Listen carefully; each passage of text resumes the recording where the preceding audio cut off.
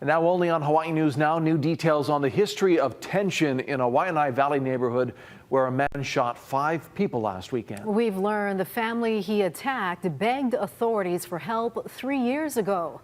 Our Daryl Huff obtained a chilling letter sent by the wife of the man who killed Saturday's gunman. Daryl.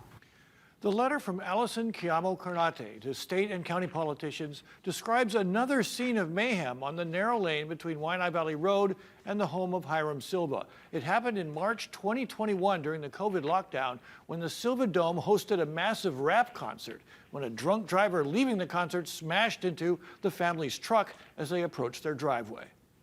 The 4-page letter sent March 23rd begins, "It is with great disappointment and immense fury that I report to you what had occurred in the early morning of Sunday, March 21, 2021.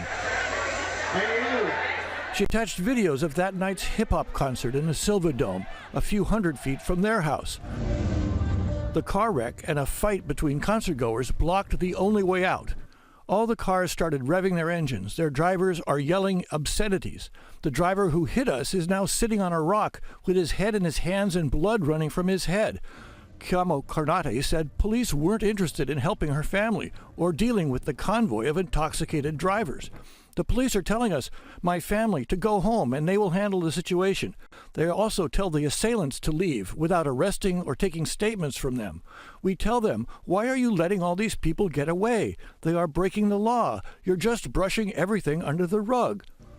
Kiamo Karnate said during the chaos, they went to confront Hiram Silva because this wasn't the first time the illegal dome led to trouble, but he didn't show.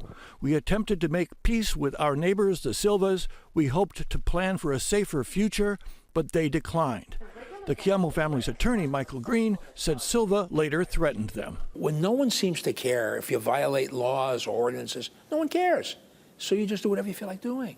And he was doing it for years, apparently. Kiamo Karnate's letter ended with a plea. "How does corruption end in my vulnerable, helpless, scared, and tired community? What are our leaders going to do about it?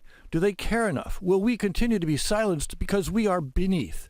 I wholeheartedly urge the city, state, our lawmakers, whoever, to do something about this." It's devastating. I'm so heartbroken by the, loss, as well as just them knowing they reached out, that they did their best in whatever the case may have been to seek help from leaders like me. But nothing changed, and 3 years later, on Saturday, 5 members of the Kiamo Ohana were shot, 3 to death, in Hiram Silva's rampage. But does the family's plea for help 3 years ago make the city liable? Well, it depends what they knew, what they should have done. There's got to be a nexus or connection between what they could or should have done, what their notice was, then to get to a murder or things like that. It's got to be reasonably foreseeable. Senator Miley Shimabukuro did forward the letter to the city and got an odd response from the fire department a couple weeks later, which said fire inspectors were looking into the illegal concert on the Silva property.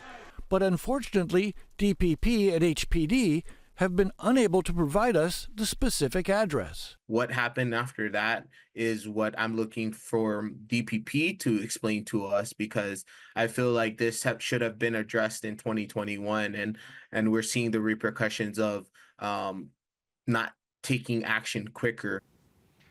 The city said it did receive the complaint from lawmakers and later cited the dome for being unpermitted, but said it could not cite for illegal parties without seeing them for themselves. The dome remained in illegal operation until Saturday night.